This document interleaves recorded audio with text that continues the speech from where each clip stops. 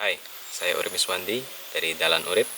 Pada video kali ini kita akan membahas tentang survival di alam terbuka, seperti mendaki gunung, berkemah di hutan, ataupun di pantai. Apa itu survival? Dan apa saja yang harus kita lakukan ketika kita menghadapi situasi dan kondisi yang mengharuskan kita melakukan survival? Survival didefinisikan sebagai upaya seseorang atau sekelompok orang untuk mempertahankan kelangsungan hidupnya dari situasi dan kondisi yang tidak terencana yang mengancam nyawa dengan keterbatasan sumber daya yang ada. Kita garis bawahi pada kata-kata situasi dan kondisi yang tidak terencana. Survival adalah kondisi di mana seorang penyintas berupaya untuk bertahan hidup. Survivor atau penyintas adalah orang yang sedang dalam kondisi bertahan hidup. Sementara survive atau bertahan hidup adalah tujuan dari survival. Keadaan sulit seperti apa yang mewajibkan kita harus bertahan hidup di alam? Teman-teman mungkin pernah mendengar ada berita tentang seorang pendaki yang hilang di gunung. Mungkin dia tersesat, kecelakaan, dan lain sebagainya.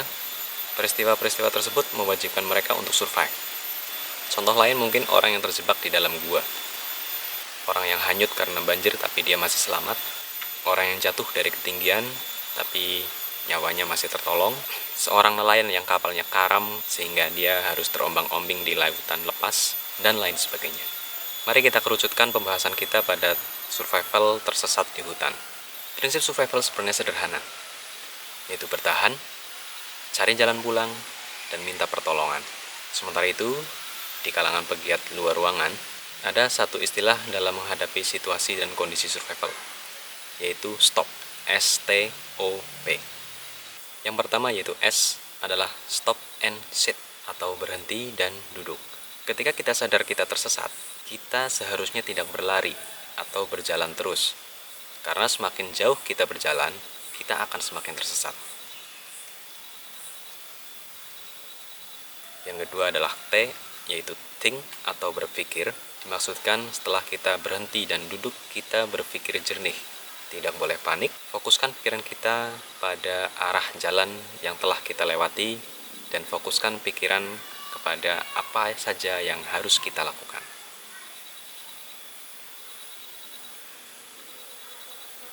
Yang ketiga ada O, yaitu observe atau amati lingkungan sekitar. Di mana kita berada? Di tebingkah? Di hutan lebat? Di tepi sungai, di tepi pantai, puncak bukit atau lembah, dan lain-lain.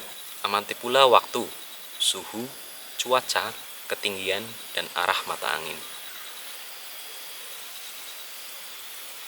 Yang terakhir P, yaitu planning atau rencanakan.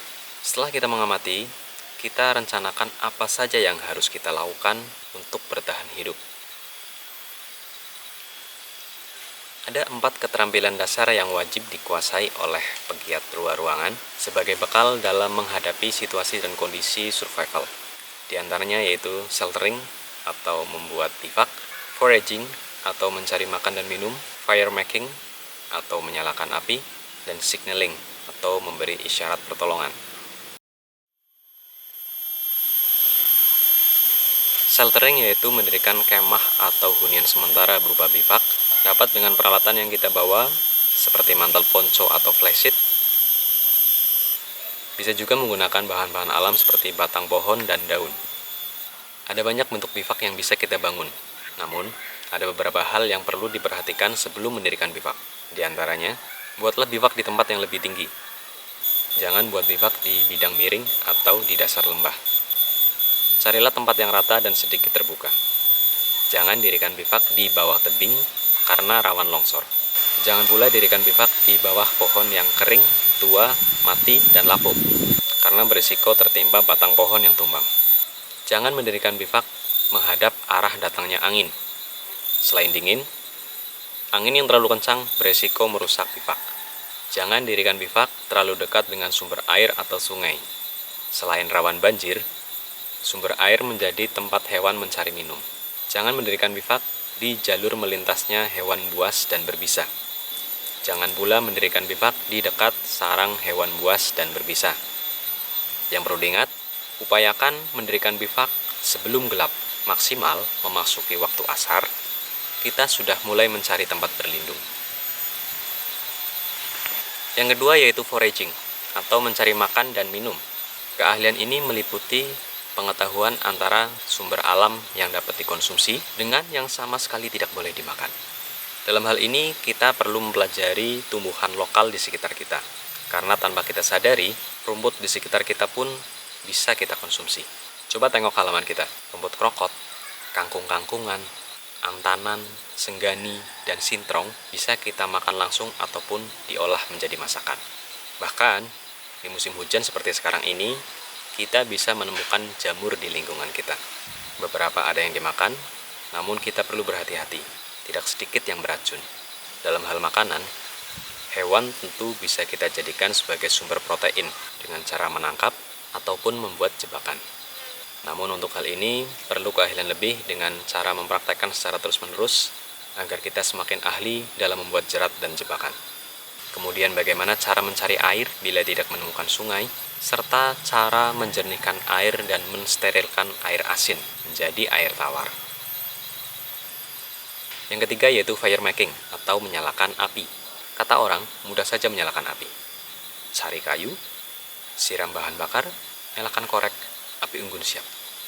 Namun pada kenyataannya, praktek menyalakan api di alam terbuka tidak sesederhana itu.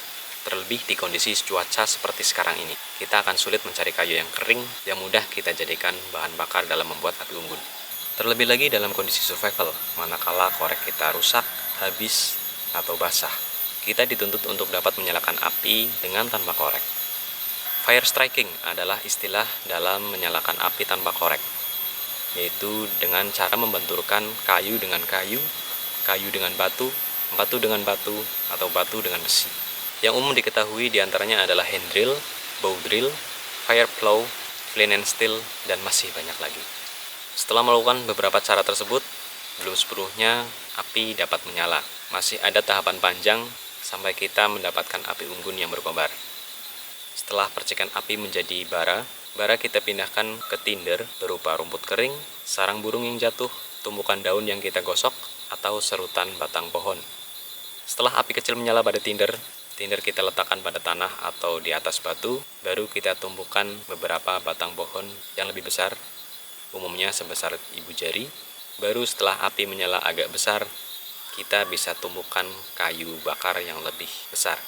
Biasanya adalah batang pohon yang dibelah menggunakan kapak.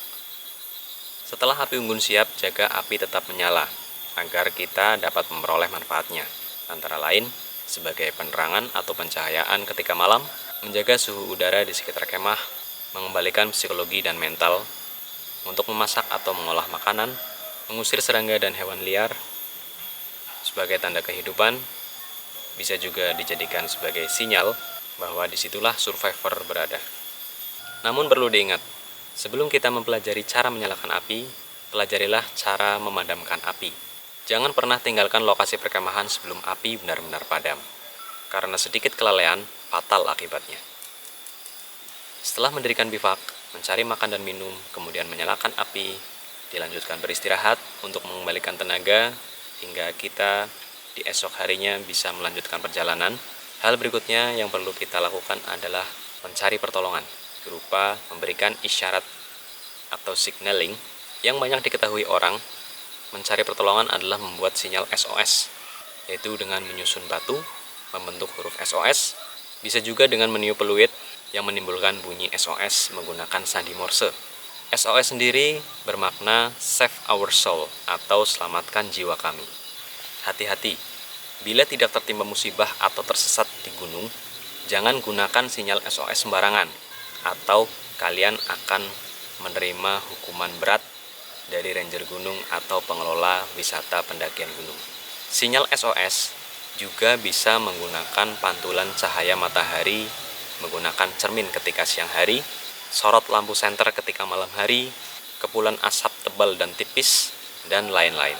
Satu lagi cara meminta pertolongan yang mudah dan sederhana yaitu menggunakan handy-talkie. Selain pesan akan cepat sampai, komunikasi dua arah menggunakan handy-talkie akan lebih memudahkan karena tidak tergantung pada sinyal seperti pada handphone.